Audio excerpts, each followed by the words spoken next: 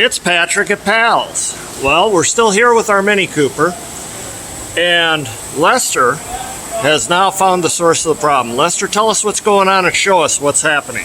Well, apparently we had a little mice or a rat or something get in here, and it chewed on all the wires and totally disconnected the auxiliary water pump. So now I got to go in here and repair the wire and get it all back together, and then she should run like she did when she was new.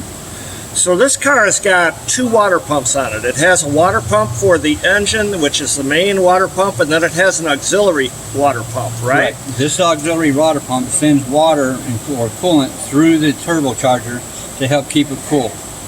So without this, the turbocharger would burn itself up. Correct. And because the rodents got into this car, they ate the wiring for it, and the car was overheating. Correct. So if you've got a Mini Cooper and you're thinking it only has one water pump, you're wrong. It's got two. One is mechanical, the other one is electric. One controls the engine, the other one controls the turbocharger. See you soon.